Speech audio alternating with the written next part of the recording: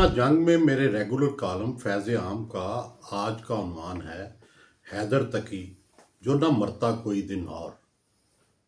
अरे हैदर तकी भाई, ये क्या किया?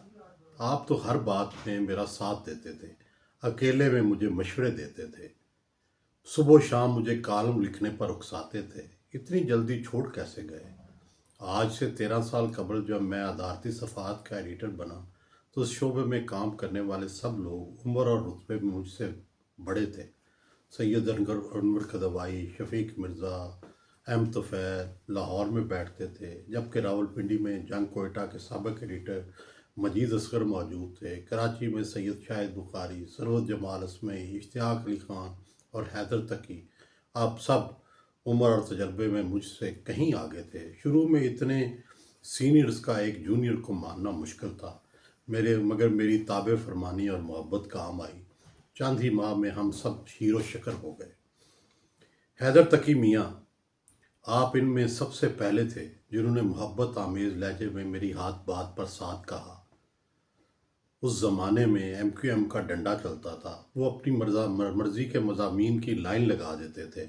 मैंने चार्ज संभालते ही दफ्तरी पॉलिसी के तहत गैर मेयारी लिखने वालों को रोक दिया। इस पर MQM ने बड़ी ले दे की। मुझे दफ्तर वालों ने कहा कि हैदर मियाँ ने MQM को आपके अहकामात लीक कर दिए हैं। मुझे अफसोस हुआ, मगर जब तहकीक की तो ये बात गलत निकली।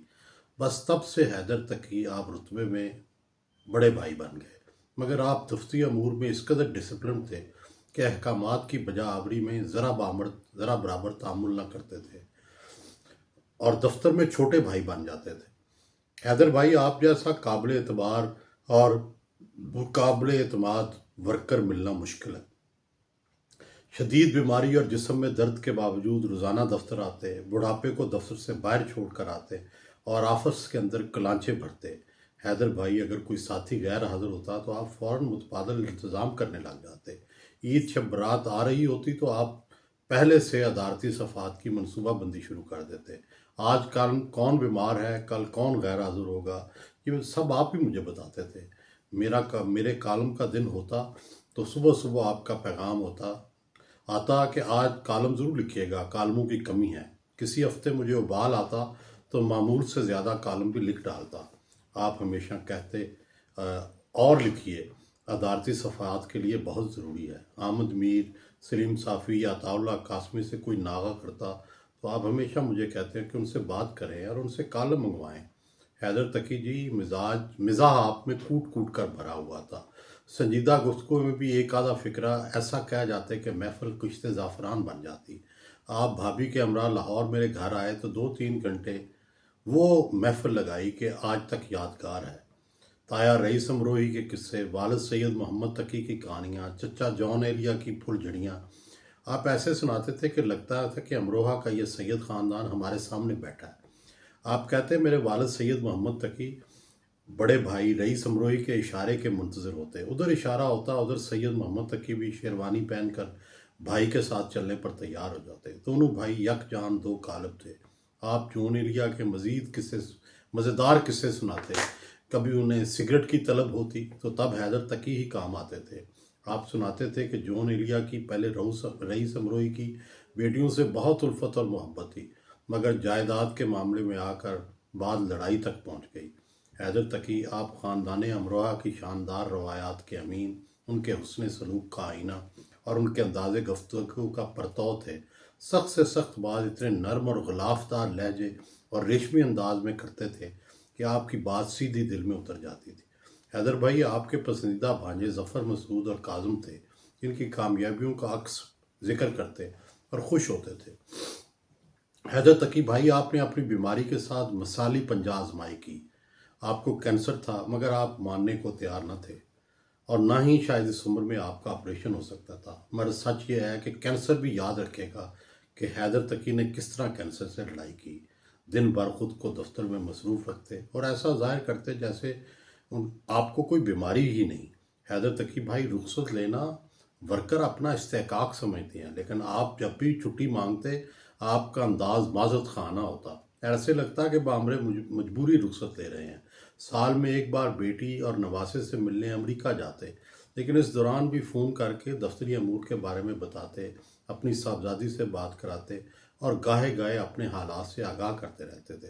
حیدر تقی صاحب، اب آپ اچانک چھوڑ کر چپسے سے چلے گئے ہیں۔ آپ تو کہتے تھے کہ ہمیشہ ہر حال میں آپ کے ساتھ رہوں گا۔ حیدر بھائی، عمر میں آپ مجھ سے بڑے تھے، لیکن پیار اور احترام میں چھوٹے بھائی بن جاتے تھے۔ مجھے گھر کی باتیں بھی بتا دیتے تھے۔ ہماری بھابھی بہت مذہبی ہیں، لیکن آپ بہت ہی معتدل اور آزاد طبیعت کے مالک تھے۔ خاندانی طور پر شیعہ مسلک کے تھے، مگر بچوں کی شادی میں مسلک کو مد نظر نہ رکھا۔ فرصت کے اوقات میں آپ ہلکے پھلکے انداز میں مختلف مسالک کے بارے میں تبصرہ بھی کر لیا کرتے تھے۔ کوئی سخت مذہبی یا حکومت مخالف کالم آ جاتا، آپ فوراً مجھے مطلع کرتے کہ اس کو دیکھ لیں۔ اگر کوئی کالم نگار مسلسل پالیسی کے خلاف لکھتا تو آپ مجھ سے کہتے اس پر نظر رکھنی پڑے گی۔ اگر کوئی کالم نگار بھرتی کا مواد لکھ ڈالتا تو کہتے آج صفحہ کمزور ہے، آج ایک بھی زوردار مضمون نہیں ہے۔ احکامات کی بجا آوری تو حیدر بھائی آپ پر ختم تھی۔ ادھر کہا جاتا کہ کالموں کی فہرست چاہیے، جھٹ سے آپ فہرست بنا کر بھیج دیتے۔ ادھر آپ سے فرمائش ہوتی کہ کالم نگاروں کا شیڈول چاہیے، اگلے ہی روز نیا شیڈول آ جاتا۔ حیدر تقی بھائی، آپ کا سارا خاندان ہی صاحب کتاب تھا، مگر آپ کچھ بھی لکھنے سے گھبراتے تھے۔ شاید کتابوں میں گھر کر آپ خود ایک کتاب بن چکے تھے جسے آپ کھولنا ہی نہیں چاہتے تھے۔ آپ کو کیا پتا تھا کہ آپ کے جانے کے بعد ہر کوئی اشک بار بھی ہوگا اور ہر کوئی آپ پر کچھ نہ کچھ لکھے گا بھی۔ آپ خود لکھنے سے گریزاں تھے، مگر آپ کے جانے کے بعد آپ عیاں ہو گئے ہیں۔ مجھے پتا ہے کہ آپ خود پر لکھے گئے کالم پڑھ کر کبھی مسکراتے اور کبھی کہکا لگاتے ہوں گے۔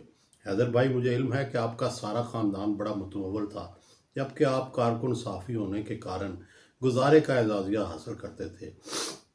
آخری برسے میں بیٹے نے گاڑی خرید دی تو آپ شان و شوکت اور اطمینان سے دفتر آتے تھے۔ گزارے کی تنخواہ میں بھی مطمئن رہتے۔ آپ دفتری کام کے بارے میں اس قدر فکر مند رہتے تھے کہ آپ کو شاید خواب میں بھی کالم نگار اور مضمون نگار ہی نظر آتے تھے۔ صبح سویرے ہی آپ کو فکر لگ جاتی تھی آج کون کون لکھے گا اور آج کس سے اضافی مضمون لکھوانا ہے۔ شاید شدید بیماری میں بھی آپ کی یادداشت بالکل ٹھیک رہی۔ فوراً بتا دیتے کہ افزار ریحان کا کالم 3 دن پہلے شائع ہوا ہے، اسد مفتی کا کالم 1 ہفتے سے رکا ہوا ہے، فاروق چوہان کا بار بار فون آ رہا ہے، وغیرہ وغیرہ۔ حیدر تقی بھائی، میں بیرون ملک تھا تو پتہ چلا کہ آپ اگلی دنیا کی طرف سفر کر گئے ہیں۔ اتنا دکھ ہے کہ کسی کو بتا بھی نہیں سکتا۔ اعتماد کا جو رشتہ ہمارے مابین تھا وہ کسی کو بتایا بھی نہیں جا سکتا۔ ہم میں سے ہر ایک نے ایک دن چلے جانا ہے۔ ہم میں سے کوئی بھی ناگزیر نہیں، سب فانی ہیں، سب کا خلاف پورا ہو جاتا ہے۔ آپ کی جگہ بھی پر ہو جائے گی، مگر آپ جیسی محبت، اخلاق اور حسن کارکردگی شاید کوئی دوسرا نہ دکھا سکے۔ ہمارے دلوں میں آپ کی شخصیت کا خلاف ہمیشہ باقی رہے گا۔ مجھے لگتا ہے کہ حیدر بھائی، آپ اگلی دنیا میں جا کر کہہ کے لگا رہے ہیں اور ہمیں بغور دیکھ رہے ہیں کہ ہم آپ کے بغیر کیسے کام کر پائیں گے۔ حیدر بھائی، جہاں رہیں خوش رہیں۔ آپ نے ہمیشہ سب کو راحت دی۔ اللہ آپ کو رحمت سے نوازے۔